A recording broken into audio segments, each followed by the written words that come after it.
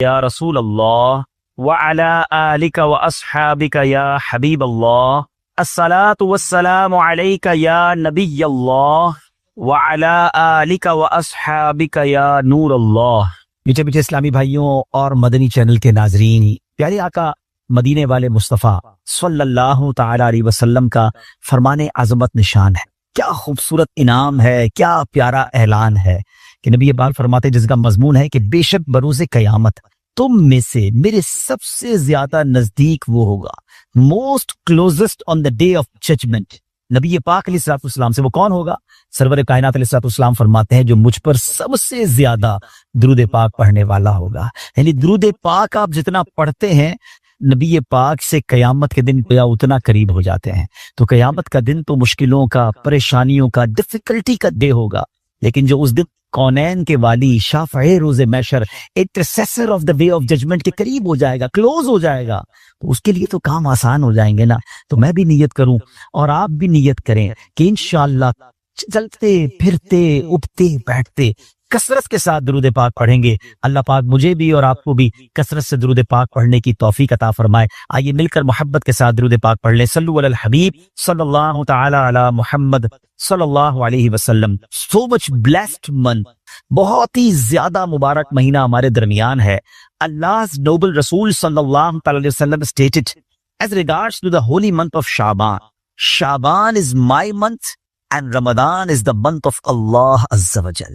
نبی پاک فرماتے ہیں کہ شعبان میرا مہینہ ہے اور رمضان اللہ کا مہینہ ہے۔ تو اس سے زیادہ ایک عاشق رسول کے لیے اس مہینے کی اور کیا سگنیفیکنس ہوگی، اور کیا اس کی خوبصورتی بیان کی جائے کہ رب العالمین کے حبیب صلی اللہ تعالی علیہ وسلم خود فرما رہے کہ شعبان میرا مہینہ ہے۔ عاشق رسول کے لیے تو یہی کافی ہے اس مہینے سے محبت کرنے کے لیے کہ جس نبی سے محبت ہے، جو پیارے آقا ہمارے بیلوڈ ہیں، ان کا پیارا مہینہ، ان کا مہینہ جو ہے وہ شعبان کا مہینہ ہے۔ سیدی غوث اعظم رضی اللہ تعالیٰ عنہ شعبان کے ان 5 حروف کے بارے میں کیا خوب فرماتے کہ شین سے مراد شرف یعنی بزرگی کے ہیں، عین فار علو، عین کے معنی بلندی کے ہیں، اینڈ با فار بر یعنی کائنڈنس اینڈ بینیولنس، یعنی با سے مراد بھلائی ہے، بر ہے، نیکی ہے، الف فار الفت افیکشن، الف سے مراد محبت ہے، and Noor for Noor light, یعنی نون سے مراد نور ہے۔ غوث پاک فرماتے ہیں so these are the virtues with which Allah Azza wa Jal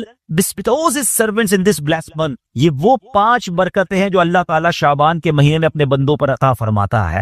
یعنی یہ وہ مہینہ ہے جو شرف ملنے کا، علو یعنی بلندی ملنے کا، بر یعنی بھلائی ملنے کا، الف یعنی الفت ملنے کا، اور نون یعنی نور ملنے کا دن ہے۔ اب یہ خوش نصیب ہوتے ہیں جو اس مہینے میں اللہ کو راضی کرنے والے کام کرتے ہیں، رب کریم کی رحمتوں سے یہ 5 چیزیں حاصل کر لیتے ہیں۔ انفارچونیٹلی کچھ لوگ ایسے ہوتے ہیں کہ شعبان آ بھی جائے تو ان کی لائف میں کوئی چینج ہی نہیں آتا، وہ اپنی لائف میں کوئی ایکسپیرینس نیکی کی طرف اپنا بڑھاتے ہی نہیں ہے۔ غور کیجئے میٹھے اسلامی بھائیوں کہ آج ہماری زندگی میں کیا چینج آیا۔ سرکار علیہ الصلوۃ والسلام کے جو ڈیوٹیز تھے، جو صحابہ کرام تھے، وہ کیا کرتے تھے کہ جب رجب کا مہینہ آتا وہ عبادتوں کی طرف رجوع لاتے اور ساتھ ساتھ کیا کرتے، اپنے معاملات کو سمیٹنا شروع کرتے۔ شعبان کا مہینہ آتا تو کاروباری لوگ اپنا لینا دینا کر لیتے، حکمران کیا کرتے، اپنا جناب سارا معاملہ جو ہے وہ عدالت پر سیٹل ڈاؤن کر لیتے، اور اس کے بعد رمضان آتے ہی وضو کر کے اعتکاف میں بیٹھ جاتے۔ Actually the month of Shaban is the preparation of Ramadan، لیکن بہت سارے لوگوں کو تو کچھ اس کا احساس ہی نہیں ہے۔ Please try to understand that we are in the mid of Shaban right now. Half of Shaban already gone، but آدھا شعبان تو پہلے ہی چلا گیا ہے، اب آدھا ہی تو رہ گیا ہے جس میں برکتیں لوٹنی ہیں اور جس میں اللہ کریم کی رحمتیں ہم سب نے حاصل کرنی ہے۔ مزید سنتے ہیں انشاءاللہ کہ شعبان المعظم کی کیا خوبصورت فضائل ہیں اور نبی پاک علیہ الصلوۃ والسلام کا اس میں ایٹیٹیوڈ کیا تھا، پیارے آقا کا اس میں انداز کیا تھا۔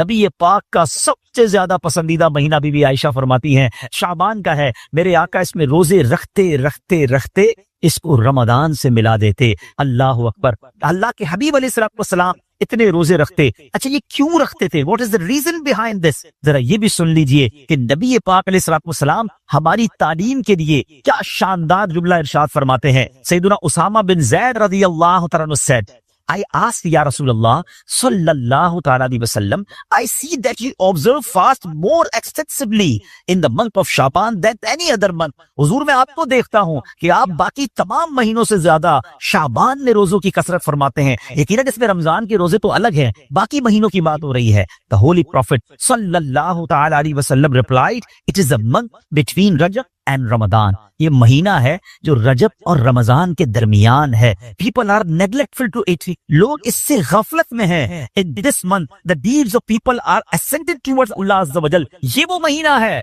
जिसमें अल्लाह की बारगाह में बंदों के आमाल पेश किए जाते हैं। And I love that my deeds to ascended in a stage when I am observing fast. मैं चाहता हूँ जब मेरे आमाल अल्लाह की बारगाह में पेश किए जाएं, उस वक्त में रोजे से आप जरा सोचिए नीचे इस्लामी भाइयों, अल्लाह के हबीब अलैहिस्सलातु वस्सलाम जिनके सदके मेरी और आपकी मगफिरत होनी है। हम पढ़ते हैं ना, तेरे सदके में आका सारे जहान को दीन मिला, आका के सदके तो ईमान मिला है।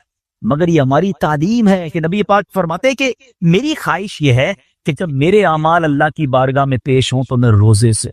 अब ये सिखा रहे हैं, हमें बता रहे हैं कि देखो आमाल पेश होने की रात है, इस रात बंदों के आमाल अल्लाह की बारगाह में पेश होते हैं। मैं पूछना चाहता हूँ इस्लामी भाइयों से, हम सबको पता है हमारे अमाल में क्या है, कितनी खताएं हैं, कितनी बेशर्मियां, कितने जुर्म हैं। क्या हमें कुछ आज शर्म आ रही? क्या ये फीलिंग्स है कि या अल्लाह कुछ भी नहीं है, आज हमारे अमाल तेरे दरबार में आ रहे हैं, हम जानते हैं इसमें अपने काले कर दिए अपने नाम अमाल, कुछ नहीं मालिक तेरी बारगाह में पेश करते को। और मेरे करीब हम पहले से इस बात का इकरार करते हैं कि हम इम्तिहान में फेल है, वी आर लॉस्ट या अल्लाह अज़्ज़ व जल। मगर मालिक आज मग़फ़िरत की रात है, आज रहमत की रात है, अगर तेरी रहमत सिर्फ बच्चों पर बरसती रही तो हम किधर जाएंगे? आज गिड़गिड़ाना है मेरे पीछे इस्लामी भाई।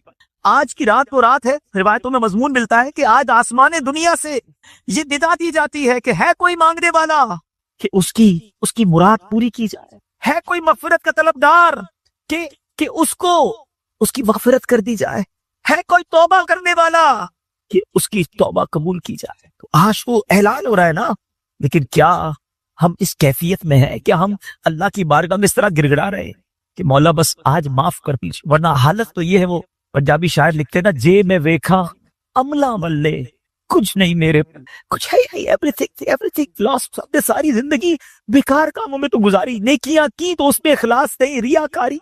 जे ने वेखा अमला बल्ले कुछ नहीं मेरे पल्ले, पर जे वेखा मैं रहमत रब दी बल्ले बल्ले बल्ले। इसरार का अहादीस में किस अंदाज से जिक्र हुआ?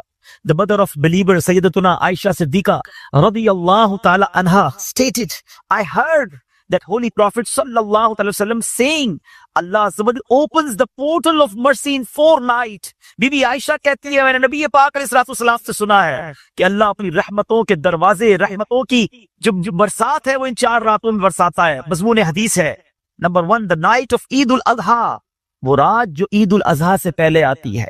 Number 2 the night of Eid ul Fitr, जिसको चांद रात हम कहते हैं। रमजान के बाद जो रात आती है सुबह ईद होती है। यहां मैं अर्ज करता चलूं कि वो रात भी तो कुछ दिनों में आएगी, मगर उस रात क्या होता है? तूफान बदतमीजी होता है। ये रहमत की रात है, ये मग़फ़िरत की रात है। Number 3 Bibi Ayesha said that 15th night of Shaban, as in this night the names of those destined to die this year, 15 शाबान की रात, और इस रात इस साल मरने वालों के नाम भी लिखे जाते हैं। Provision of sustenance of people and the names of those who shall perform Hajj that year are inscribed. आप फरमाती कि नबी पाक ने फरमाया इस रात, इस साल में किसको कितना रिस्क दिया जाएगा, ये भी शबे बरात लिखा जाता है। और इस साल कौन कौन हज करेगा, ये नाम भी शबे बरात लिखे जाते हैं। इतनी नाजुक रात। The 4th night, night of Arafah, the night between the 8th and 9th of Dhul Hijjah until the azan of Fajr, 8 और 9 Dhul Hijjah की दरमियान की रात, की चौथी रात है जो रहमतों के दरवाजे खोल दिए जाते हैं, और ये अरफा की रात कहलाती है। Dear Islamic brothers, how critical the 15th night of Shaban al-Muazzam is. कितनी नाजुक रात है। No one knows what will be predestined for him. Sometimes a person is heedlessly busy in these activities while mishaps are destined for him. लोग गफलत पे होते हैं, इन्हें पता ही नहीं होता कि उनके बारे में क्या लिखा जा रहा है। जरा गौर कीजिए, इट इज स्टेटेड इन गुनियतुत तालिबीन, ये वो किताब है जो सैयदी गौसे आज़म रज़ियल्लाहु तआला से मंसूब है। गौसे पाक तहरीर फरमाते हैं, The shrouds of many people are washed and prepared but they are busy wandering around in the markets. Ghaus Pak کہتے ہیں کچھ کفن دھل کر تیار ہوتے ہیں مگر اس کو پہننے والے بازاروں میں گھوم رہے ہوتے ہیں. آپ فرماتے ہیں there are many people whose graves have been dug and ready but they are busy enjoying themselves. فرماتے ہیں کچھ لوگوں کی قبر کے گھڑے خودے تیار ہوتے ہیں مگر وہ گھوم رہے ہوتے ہیں, وہ بازار میں مزہ مستی اور جناب گناہوں میں مصروف ہوتے ہیں. ایک بات میں آپ کو بس اس جملے کے تحت بتاؤں, پہلے بات پوری کر لوں پھر میں آپ کو پریکٹیکلی بھی سمجھاؤں گا. آپ فرماتے ہیں number of people are busy laughing although the final moment of their death is approaching. کچھ لوگ ہنسی مذاق کر رہے ہوتے ہیں مگر موت کا وقت قریب آ گیا ہوتا ہے. فرماتے ہیں the construction of many houses is about to complete but at the same time the lifetime of the owners is also about to complete. فرماتے ہیں کچھ گھر بالکل بن کر تیار ہو گئے ہوتے ہیں مگر مکین جو اس گھر میں رہنے کے لیے آنا چاہتا ہے اس کا آخری وقت بھی آ گیا, اس کی قبر بھی تیار ہو چکی. اب ذرا اس کو پریکٹیکلی سمجھیے. آپ جب قبرستان جاتے ہیں کچھ قبریں تیار ملتی ہے نا, صحیح بات بتاؤں پریکٹیکلی جو قبریں خودی ہوئی ہے نا, جتنی بھی خودی ہوئی وہ زندہ ہے اس وقت. ہاں تھوڑی دیر بعد مرنا ہے انہیں اور پھر اس قبر میں آ جائے. کفن کی دکان پر جب کبھی جائے نا تو وہ کفن وہ طے کر رہا ہوتا ہے, پلاسٹک میں ڈال رہا ہوتا ہے. ایکچولی جس کا کفن طے کر رہا ہے نا وہ اس وقت زندہ ہے, تھوڑی دیر بعد اس کو مرنا ہے. یہ کفن خریدنے کوئی آئے گا دکان سے, اس کو کفن پہنایا جائے اور جو قبر تھوڑی دیر پہلے گورکن نے یا ایک دن پہلے کھودی تھی یہ اس کے لیے کھودی تھی جو زندہ ہے. تو مجھے اور آپ کو پتا نہیں ہے کہ ہماری قبر خودی بھی تھی, ریڈی تو نہیں ہے, کئی کفن طے تو نہیں ہو رہا. آگاہ اپنی موت سے کوئی بشر نہیں, سامان 100 برس کا ہے بلکہ خبر. Dear Islamic brothers, this is the very crucial time. بہت زیادہ نازک رات ہے. اس رات کتنی مغفرت ہو, کتنے لوگ بخشے جائیں گے.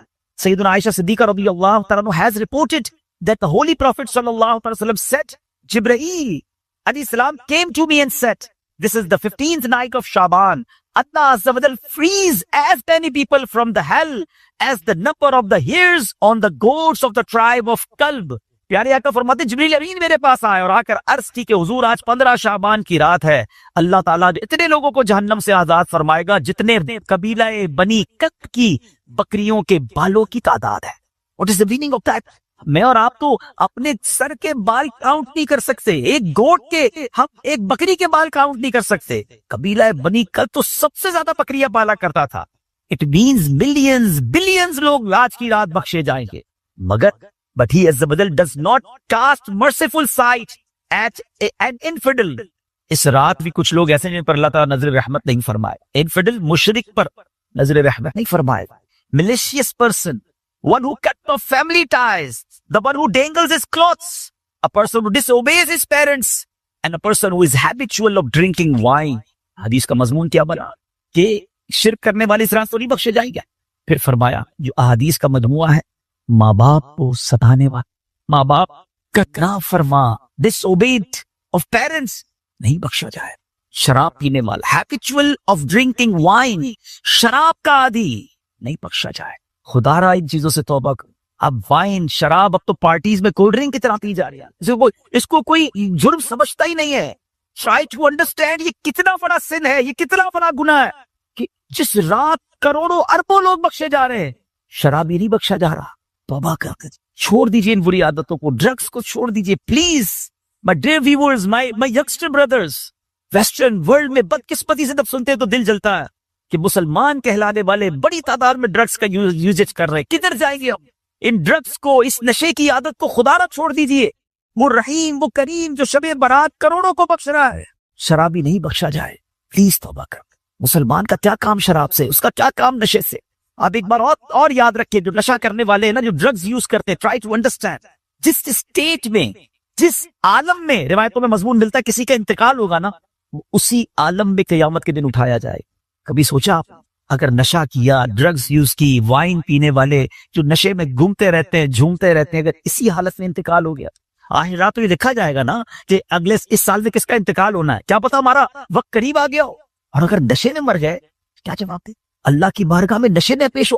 نہیں میرے میٹھے اسلام, ہم تو چاہتے ہیں نا کہ میں سو جاؤں یا مصطفیٰ کہتے کہتے, کھلے آنکھ صلی اللہ کہتے کہتے. ہماری زبان پر تو کلمہ ہو, درود ہو, اے کاش تلاوت کرتے کرتے موت آئے, درود پڑھتے پڑھتے. کیسے ہوگا جب آپ ان چیزوں کے عادی بنیں گے نا. جو شراب کا عادی ہو تو اس کا بہت زیادہ چانس ہے کہ وہ نشے میں مر جائے گا.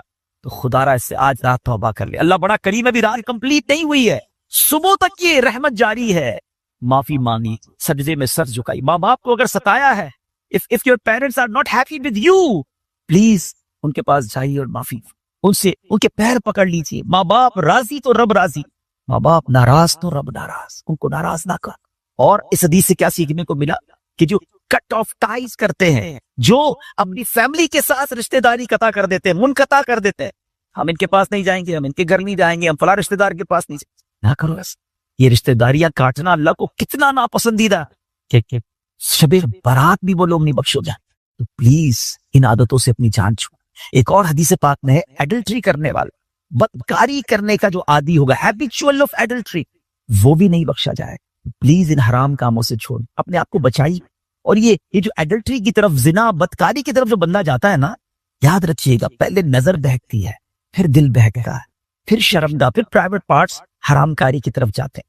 تو ہمارے یہ شٹر جو ہے نا، اسی کو بند کر دینا کہ حرام نہیں دیکھو. اپنے موبائل پر، اپنے انٹرنیٹ ڈیوائسز پر ہم کیا دیکھ رہے ہوتے ہیں؟ پہلے حرام بندہ دیکھتا ہے، اور پھر یہ جو ہم نے دوستیوں کے نام پر جو گرلز اینڈ بوائز کی دوستیاں چل رہی ہوتی ہیں کہ نہیں جناب ہم only friends, it's not allowed in Islam. یہ دوستیاں ہی پھر حرام کی طرف لے کر جاتا ہے. جو اسلام نے ہمیں جن چیزوں سے منع کیا، مسلمان ہیں، ہمیں جنت پہ جانا ہے نا، اللہ کو راضی کرنا ہے. اگر ربی ناراض ہو گیا تو بنے گا کیا؟ آج کی رات اگر ایڈلٹری کرنے والا نہیں بخشا گیا، پھر اس کو سوچی تو اس کا بنے گا کیا؟ تو پلیز میک ریپینٹنس، گڑ گڑائیے اپنے رب کے بارگاہ. اور دیکھیں توبہ کیا ہے. توبہ کے ویسے تو کئی ڈیٹیل علماء نے بتائی، مگر ان شارٹ اگر میں آپ کو بتاؤں نا، الندم التوبہ، شرمندگی توبہ ہے. پہلے تو اپنے اندر گلٹ فیل کیجئے کہ یا اللہ میں بہت برا ہوں، بہت غلطیاں ہیں، مالک معاف کر دے.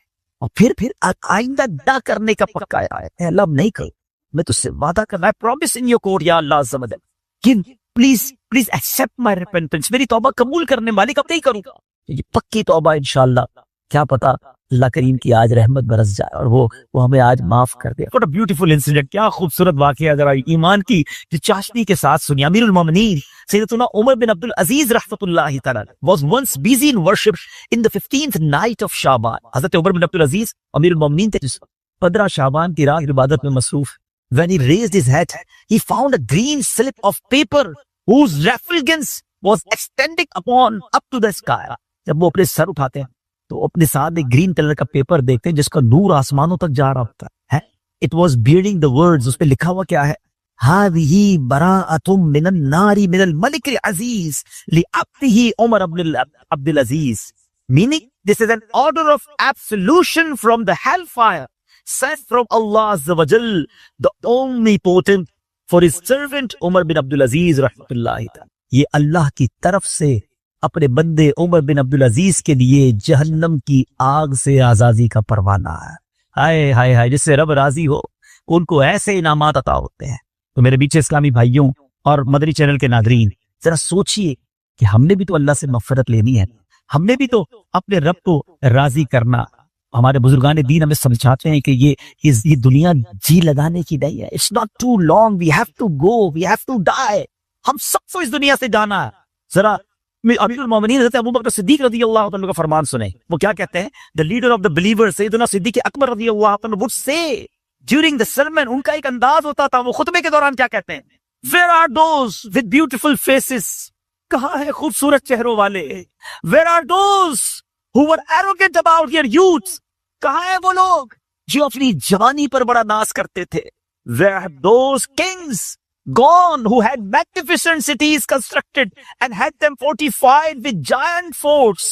کہتے ہیں وہ بادشاہ کدھر ہیں انہوں نے بڑے بڑے شہر بنائے اور بڑے بڑے قلعے بنائے، ان کی شان و شوکت ہوا کرتی تھی. where are those who were victorious on the battlefield، کدھر ہے وہ سپہ سالار اور وہ جنگجو جو میدان جنگ میں جیتا کرتے تھے؟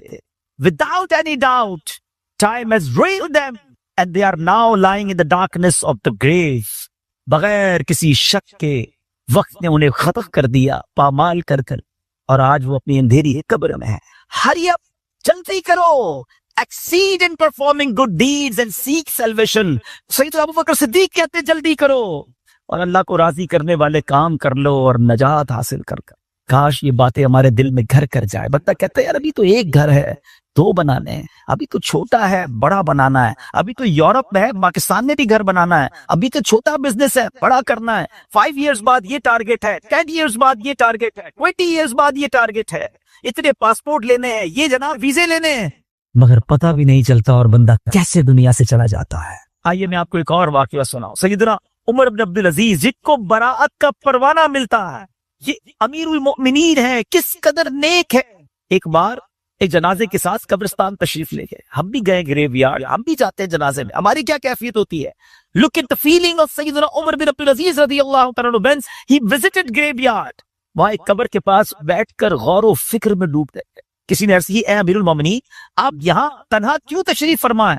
فرمایا ابھی مجھے قبر نے مجھے پکار کر بلایا اور بولی اے عمر بن عبدالعزیز مجھ سے کیوں نہیں پوچھتے میں اپنے اندر آنے والوں کے ساتھ کیا برتاؤ کرتی ہوں. میں نے اس قبر سے کہا مجھے ضرور بتا. وہ کہنے لگی جب کوئی میرے اندر آتا ہے تو میں اس کا کفن پھاڑ کر جسم کے ٹکڑے ٹکڑے کر ڈالتی ہوں اور اس کا گوشت کھا جاتی ہوں. کیا آپ مجھ سے یہ نہیں پوچھے میں اس کے جوڑوں کے ساتھ جوائنٹس کے ساتھ کیا کرتی ہوں؟ میں نے کہا یہ بھی بتاؤ. تو کہنے لگی ہتھیلیوں کو کلائیوں سے، گھٹنے کو پنڈلی سے، پنڈلیوں کو قدموں سے جدا کر دیتی ہوں. اتنا کہہ کر حضرت عمر بن عبدالعزیز ہچکیاں لے کر رونے لگے.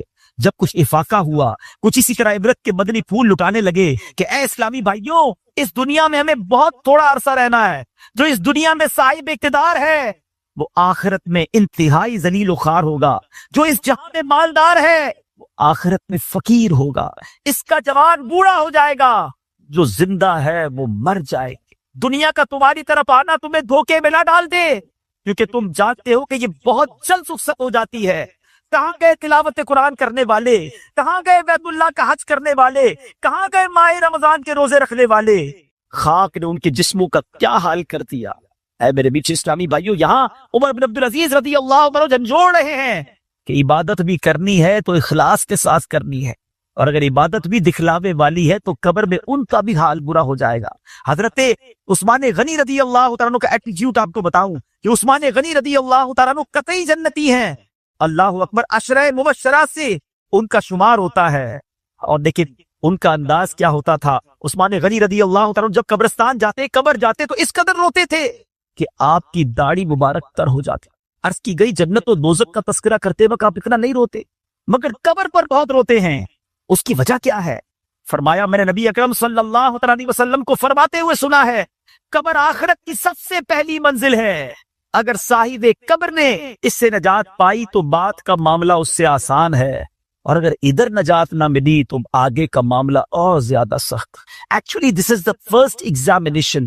یہ پہلا امتحان ہے جو مرنے کے بعد دینا ہے. جو اس امتحان میں کامیاب ہے وہ آگے بڑھتا چلا جائے گا، اس کی سکسس کا راستہ کھل جائے گا. مگر جو اس امتحان میں فیل ہو گیا وہ آگے بھی برباد رہے گا. اے میرے بیچ اسلامی بھائی، کیا ہم اس ایگزامینیشن کی تیاری کر رہے ہیں؟ ہم میں سب نے کسی نہ کسی ایگزام کو دیا نا، اسکول مدرسے کہیں نہ کہیں ایگزام دیا تھا. اس ایگزام سے پہلے ہم پر کتنا برڈن تھا، کتنا پریشر تھا. مگر آئیے ذرا اس ایگزامینیشن اور قبر کے ایگزامینیشن کا تھوڑا کمپیریزن کرتے ہیں. دنیا کے ایگزام کی ڈیٹ پہلے سے پتا ہوتا، فلاں منتھ کی فلاں تاریخ کو امتحان ہو. That's why we prepare for that. ہم اس کے لیے تیاری کرتے ہیں، ٹھیک ہے. سیکنڈ، اس پیپر کو جب ہم دیتے ہیں اگر فیل ہو جائے تو اس کو ریپیٹ لینے کا موقع ملتا ہے. سپلیمنٹری پیپرز ہوتے ہیں، یا زیادہ سے زیادہ یہ ہوتا ہے کہ بھائی 1 سال آپ کا فیل ہو گیا، آپ دوبارہ اس کلاس میں پڑھیں گے. دیٹس اٹ، اور تو کچھ نہیں ہوتا. تیسرا، اس ایگزامینیشن کا جو رزلٹ ہے وہ فیو منتھس کے بعد یا فیو ڈیز کے بعد اناؤنس ہوتا ہے. ٹھیک ہے، یہ 3 چیزیں ذہن میں رکھیے گا. وی نو دا ڈیٹ آف ایگزامینیشن، ہمیں پہلے سے پتا ہے. ایگزامینیشن کا لاس کیا ہے اگر اس میں فیل ہو گئے؟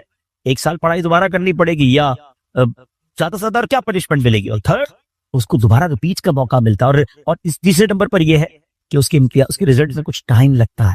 قبر کا امتحان یہ کیسا امتحان ہے، کبھی سوچا آپ نے؟ دیر از نو سپلیمنٹری پیپر، دوسرا چانس نہیں ہے. ادھر 1 سال پیچھے رہ جائیں گے، ادھر قیامت تک قبر میں مار پڑ پڑے گی. قیامت تک اللہ ناراض ہو گیا تو جہنم تو کھڑکی کھلی رہے گی، سانپ اور بچھو آ جائیں گے. کون ویئر کر سکتا ہے اللہ کی پنشمنٹ کو؟ کون اس سزا کو برداشت کر سکتا ہے؟ ایسے نہیں روتے تھے. حضرت عثمان غنی بالکل کریکٹ فرمایا انہوں نے کہ یہی پہلی منزل ہے، اور we have to clear this exam. کسی صورت میرے اور آپ نے اس امتحان کو پاس کرنا ہے. ادھر فیل ہو گئے تو مارے جائیں گے. اور پھر اس کے بعد اس کا رزلٹ دیر سے اناؤنس نہیں ہوتا، ادھر جواب دینا ہے۔ صحیح جواب دیا تو جنت کی رحمتیں ہیں، تا حد نگاہ قبر وسیع ہے، اور ادھر رانگ آنسر دیا، ادھر جناب جہنم کا عذاب شروع ہو جائے گا، جہنم کی کھڑکی کھل جائے گی۔ اور پھر جو سب سے زیادہ کروشل بات ہے، سب سے زیادہ ڈرنے والی بات ہے، we don't know the date of that examination، ہمیں پتہ ہی نہیں ہے وہ امتحان کب دینا ہے، وہ آج بھی ہو سکتا ہے۔ جی ہاں، ہم میں سے ہو سکتا ہے کہ کل رات کوئی اپنے گھر پہ نہ سوئے قبرستان، ہمیں یہ پتہ ہی نہیں ہے کب امتحان ہوگا۔ تو جب ہمیں پتہ نہیں ہے تو it means we have to prepare daily، ہمیں روز یہ طے کر کے سونا ہے یا زندگی گزارنے کہ آج اگر امتحان دینا ہے تو میں تیار ہوں، میں اس امتحان کے لیے تیار ہوں۔ I have a question of all of you، میں اب آپ سب سے ایک سوال کرنا چاہتا ہوں، اپنے آپ سے ایک سوال کرتے ہیں ناظرین، میں اپنے آپ سے بھی کروں اور آپ سے بھی پوچھتا ہوں، اگر آج مر گیا، مر تو سکتا ہوں نا، یہ تو پاسبل ہے نا، آج مر گیا، کیا میں تیار ہوں قبر کے امتحان کے؟ میں جواب دے پاؤں گا کہ اللہ راضی ہے مجھ سے؟ کیا ایسی زندگی گزار لی ہے کہ مار نہیں پڑے؟ تو پھر تفصیل کیا ہے؟ if the answer is yes then it's okay، اور اگر آنسر یہ نہیں آ رہا دل سے کہ نہیں ابھی تو بہت گناہ ہے، بڑی خطائیں ہیں، توبہ کرتی ہے، اچھا بننا ہے، نمازیں بھی کئیوں کی قضا ہو رہی ہیں، حرام روزی بھی چل رہی ہے، حرام چیزوں کو دیکھ بھی رہا ہے، حرام سن بھی رہا ہے، جھوٹ بھی زبان سے گیا نہیں ہے، غیبتیں بھی جاری ہیں، ماں باپ الگ پریشان ہیں، فیملی الگ ٹینشن میں ہے، روزی حرام بھی چل رہی ہے، ابھی نہیں مرنا بھائی، ابھی تو توبہ کرنی ہے۔ تو پھر بتاؤ نا کب توبہ کرو گے، کب قبر کی تیاری کرو گے؟ ابھی تو سنا کہ یہ اچانک موت کا ہوگا شکار، پتہ بھی نہیں چلتا۔ روز صبح کئی لوگ گھر سے نکلتے ہیں اور کہہ کر جاتے ہیں کہ میں جب ایوننگ میں واپس آؤں گا نا تو یہ والا کھانا بنا کے رکھنا، یہ والے میرے کلاتھس استری کر کے ذرا ریڈی کر کے رکھنا، I have to go with my friends۔ بندہ واپس نہیں آتا، لاش واپس آتا۔ ایسا ہوتا ہے نا، ہمارے ساتھ یہ صحیح ہوگا، پتہ ہی نہیں ہوگا، اور لوگ کہیں گے یار ہمارے ساتھ ہی تو تھے آج، ارے صبح ملاقات ہوئی تھی، کل تو کھانا ساتھ کھایا تھا، اس کا انتقال ہو گیا، آج آپ کہتے ہیں نا کسی کے بارے میں، ایسی ہمارے بارے میں کوئی کہے، تھوڑے دن تک لوگ یاد رکھیں گے، اس کے بعد ہم ہوں گے، ہماری قبر ہوگی، ہمارے اعمال والے اگر چین میں ہوں گے نا تو پھر ٹھیک ہے۔ اگر زندگی نماز پڑھتے ہوئے گزر رہی ہے، سنتوں کے مطابق ہے، حلال روزی کما رہے ہیں، درود پڑھ رہے ہیں، تلاوت قرآن ہو رہی ہے، حرام چیزوں سے بچ رہے ہیں، نیکی کی دعوت کے کاموں میں انوالو ہے، تو پھر تو انشاءاللہ خیر ہو جائے گی انشاءاللہ۔ پھر تو نبی پاک تشریف لائیں گے اور پھر اعلیٰ حضرت دکھتے نا قبر میں لہرائیں گے تا حشر جلوے نور کے، جلوہ فرما ہوگی جب طلعت رسول اللہ۔ لیکن اپنے آپ سے پوچھو، کسی اور سے نہ پوچھو۔ I know very well، ہر بندہ اپنے بارے میں جانتا ہے کہ میں کتنا برا ہوں، تجھے تو خبر ہے میں کتنا برا ہوں، تو عیبوں کو میرے چھپایا ہے، ہمیں سب پتہ ہے اپنے بارے میں۔ تو پلیز میرے بیچ اسلامی بھائیو اس ایگزام کی تیاری کیجیے، ایگزام میں کوسچن بھی ڈکلیئر ہیں۔ اچھا دنیا کے امتحان میں تو سوال پتہ نہیں ہوتے نا، یہ قبر کا امتحان بڑا نرالا ہے، سوال پہلے سے پتہ ہے، جواب بھی پہلے سے پتہ ہے، مگر جواب وہی دے سکے گا جو ایمان لے کر جائے گا اور جس سے اللہ اور اس کے رسول راضی ہوں گے۔ حالانکہ آپ نے یہ 100 بار اس جواب کو پڑھ لیا، اس دن یاد اسی کو آئے گا جب پوچھا جائے گا من رب کا، تو وہ کہے گا ربی اللہ۔ جب پوچھا جائے گا ما دینو کا، تمہارا دین کیا ہے، وہ کہے گا دین الاسلام۔ اور پھر ایک پیارا سا چہرہ دکھایا جائے گا اور پوچھا جائے گا تو جس نے نبی پاک پر درود پڑھتے ہوئے، سلام پڑھتے ہوئے، ان کی سنتیں اپنائی ہوں گی، چہرے پہ داڑھی سجائی ہوگی، سنت کے مطابق زندگی گزاری ہوگی، وہ تو دیکھ کر عرض کرے گا نا کہ وہی آنکھیں ہیں جن کے لیے میں درود پڑھتا تھا، سلام پڑھتا تھا۔ اے فرشتوں، میں تو مر کے پہنچا ہوں یہاں اس دل ربا کے واسطے، لیکن ایسی لائف گزری کہ نہیں، کہیں ایسا نہ ہو کہ نبی پاک جب تشریف لائیں تو نبی پاک کی پہچان ہی نصیب نہ ہو، آقا ہی چہرہ نام سے موڑ لیں، کیونکہ نبی پاک نے فرمایا نا فمن رغب عن سنتی فلیس، جس نے میری سنت سے منہ موڑا وہ ہم میں سے نہیں۔ سوچئے سنت کے بغیر جو زندگی گزار رہے ہیں، حرام کاموں میں زندگی گزار رہے ہیں، گناہ گار تو ہیں مگر بندے تو رب کے ہیں نا، وہ اب بندوں کو ان کی ماؤں سے زیادہ چاہنے والا، اس کی رحمت تو چاہتی ہے، جی ہاں اس کی رحمت چاہتی ہے کہ میں اور آپ بخشے جائے، مگر ہم چاہتے ہیں کہ نہیں؟ ہمارا یہ انداز ہے کہ نہیں کہ مولا آج ہم بس تیرے دربار میں آ گئے ہیں، مجھے حاضر دربار ہے، سر جھکا لیا ہے، مانگتا مولا میں سب سے برا ہوں، مگر آج بخش دے مالک۔ قبر میں وہ کون سے اعمال ہے کام ہے، ہم اکیلے ہوں گے، اندھیری قبر ہوگی، کبھی سوچا ہمارے روم کی لائٹ چلی جائے، ڈر لگتا ہے، پنکھا نہ چلے، ایئر کنڈیشن گرمیوں میں نہ چلے تو نیند نہیں آتا، جنریٹر یو پی ایس کتنے انتظام کرتے ہیں، کبھی سوچا کہ قبر میں ہوا آئے گی کہ اکیلا ہوگا، کیا ہوگا میرے ساتھ، اور اگر اللہ نہ کرے ادھر سانپ بچھو آ گئے، ادھر جہنم کی آگ ہوگی تو ہم کیا کریں گے؟ آئیے میں آپ کو بتا رہا ہوں، حضرت سیدنا ابو ہریرہ رضی اللہ عنہ فرماتے ہیں کہ جب مومن مردے کو قبر میں رکھا جاتا ہے تو عذاب کی روک تھام کے لیے، عذاب سے سیکیور کرنے کے لیے، سنو وہ کیا سیکیورٹی ہوگی؟ نماز اس کے سر کی جانب، زکوٰۃ رائٹ سائڈ پہ دائیں طرف، روزہ لیفٹ سائڈ پہ بائیں طرف، صدقہ، صلہ رحمی اور لوگوں کے ساتھ حسن سلوک جو ہوگا وہ پاؤں کی طرف آ جاتے ہیں۔ بس جب عذاب اس کے سر کی طرف سے آتا ہے تو نماز کہتی ہے میری طرف سے کوئی راستہ نہیں ہے۔ جب رائٹ سائڈ سے عذاب آتا ہے تو زکوٰۃ کہتی ہے میری طرف سے بھی کوئی راستہ نہیں ہے۔ جب لیفٹ سائڈ سے بائیں سائڈ سے عذاب آتا ہے تو روزہ کہتا ہے میرے یہاں سے بھی کوئی راستہ نہیں ہے۔ پاؤں کی طرف سے عذاب آتا ہے تو صدقہ اور دوسرے نیک اعمال کہتے ہیں ہماری طرف سے بھی داخلے کا کوئی راستہ نہیں۔ یہ سیکیورٹی ہے، نماز، زکوٰۃ، روزہ، صدقہ و خیرات، رشتہ داروں کے ساتھ اچھا سلوک، یہ وہ عادتیں ہیں جو قبر میں کام آئیں گی۔ پلیز ان عادتوں کو اپنا لیجیے۔ آج شب برات قبرستان جانے کی رات ہے تو قبر کو یاد کرے نا۔ Try to prepare for your grave۔ لوگ کہتے ہیں برائٹ فیوچر ہونا چاہیے۔ ارے جتنا برائٹ فیوچر کے بارے میں سوچتے ہو کبھی برائٹ گریو کے بارے میں بھی تو سوچو نا، کہ قبر بھی تو برائٹ ہو، وہ بھی تو روشن ہو، ادھر اندھیرا نہ ہو۔ یاد رکھیے گا قبر فقط دو طرح کی ہوتی ہے، there is no third option۔ اللہ کے حبیب علیہ الصلوۃ والسلام فرماتے ہیں جس کا مضمون ہے قبر یا تو جنت کے باغوں میں سے ایک باغ ہوتی ہے یا تو دوزخ کے گھڑوں میں سے ایک گھڑا۔ Now we have to decide, we have to think about it۔ ہمیں سوچنا ہے کہ میری لائف ایسی ہے کہ قبر جنت کا باغ بنے گی یا اللہ نہ کرے جہنم کا گھڑا بن جائے۔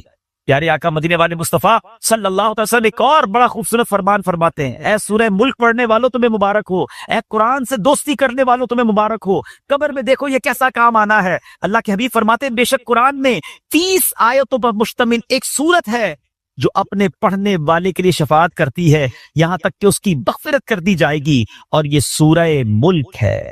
تو روز رات مغرب سے لے کر فجر تک کسی بھی وقت آپ سورہ ملک کی تلاوت کریں، یہ قبر میں کام آئے۔ کتنے سارے سافٹ ویئرز ہیں ہمارے موبائل میں، ڈیلی کتنے سافٹ ویئر آن کرتے ہیں، کبھی چیک کیجئے کہ ایک دن میں کتنی بار، بعض اوقات ہنڈریڈز آف ٹائم ہم موبائل آن کرتے ہیں کسی سافٹ ویئر کو آن کر کر۔ اتنے سارے سافٹ ویئر آن لائن ہوتے ہیں روزانہ۔ جب میں اور آپ چلے جائیں گے نا قبر میں، دنیا سے جائیں گے، یہ سارے سافٹ ویئر آف لائن ہو سکتا ہے لوگ ڈھونڈیں گے کہ یار یہ بندہ 5 دن ہو گئے آن لائن نہیں ہوا، ہم دیکھتے ہیں لاسٹ سین کب ہے، یہ لاسٹ کب آن لائن ہوا تھا، اچھا ابھی جاگ رہا ہوگا یا سو رہا ہوگا، لوگ اس سے چیک کر لیتے ہیں کہ یار اس نے لاسٹ سین کب کیا تھا۔ 1 دن ہو گیا سافٹ ویئر نہیں آن ہوا، 2 دن ہو گئے آن لائن نہیں ہوا، 3 دن ہو گئے آن لائن۔ جب جا کے پوچھتے ہیں تو پتا چلتا ہے بندہ ہی آف لائن ہو گیا ہے، یہ بندہ مر گیا ہے، یہ قبر میں چلا گیا ہے۔ لیکن آپ نے کبھی سوچا یہ سارے سافٹ ویئر آف لائن ہو جائیں گے؟ جس نے قرآن تھاما ہوگا وہ قرآن قبر میں بھی آن لائن ہے، وہ قرآن قبر میں روشنی اور نور کا کام شفاعت کرے گا، روکے گا عذاب کو۔ تو اس کو تھام لو جو قبر میں بھی آن لائن رہے ہیں، اس سافٹ ویئر کو کب کھولتے ہیں ہم؟ پچھلے رمضان میں قرآن پڑھا تھا، اب بہت سارے میں جو اس رمضان میں پڑھے گے پورا سال قرآن سے، قرآن صحیح پڑھنا آتا نہیں، نہ اس کے تلفظ نہ اس کی تجوید۔ کیا مسلمان ایسا ہوتا ہے؟ کیا قرآن سے اتنا دور رہ کر زندگی اچھی ہے؟ نہیں میرے جسم۔ اللہ کے حبیب علیہ الصلوۃ والسلام فرماتے وہ دل ویران ہے جس میں کچھ قرآن نہیں ہے۔ چیک کرو ہمارے سینے میں کتنا قرآن ہے، ہم کتنا قرآن کو اس پڑھتے ہیں۔ پلیز کیا ایسا نہیں ہو سکتا کہ میں روز یہ نیت کر لوں کہ میں اس وقت تک سوؤں گا نہیں جب تک میری آنکھیں قرآن دیکھ نہ لیں، میرے کان کچھ قرآن سن نہ لیں، اور میری زبان کچھ قرآن پڑھ نہ لے۔ کتنی اچھی زندگی ہے قرآن کے ساتھ۔ تو پلیز اللہ کے کلام سے دوستی کریں۔ صدقہ و خیرات یہ دن ہیں اللہ کی راہ میں خرچ کرنے کے۔ صحابہ کرام شعبان میں اپنی زکوٰۃ ادا کرتے تھے تاکہ رمضان میں غریب لوگ اچھے طریقے سے اپنا رمضان گزار سکے۔ زکوٰۃ دیں، اور پھر صدقہ خیرات زکوٰۃ، سبحان اللہ، یہ اتنا اللہ کو پسند ہے کہ اللہ کریم نے قرآن مجید فرقان حمید میں جو کامیاب لوگوں کے اوصاف بیان کیے نا، ویسے میں آپ کو ہنٹ دے دیتا ہوں، قرآن کی بات کی ہے نا، آپ سورہ مومنون 18 پارے کی سٹارٹ کی جو سورت ہے نا، سٹارٹ اسی سے ہوتا ہے، 11 آیت ہے، 11 آیات۔ پلیز مسٹ ریڈ دوز آیات، ضرور پڑھیں ان آیتوں کو، اس کا ترجمہ و تفسیر پڑھیں۔ لوگ کہتے ہیں یار فلاں سکسیسفل ہے، فلاں کامیاب ہے، پیسے والا کامیاب ہے، جناب اتنا بڑا کاروبار ہے یہ کامیاب ہے، فلاں ملک کا پاسپورٹ ہے وہ کامیاب ہے۔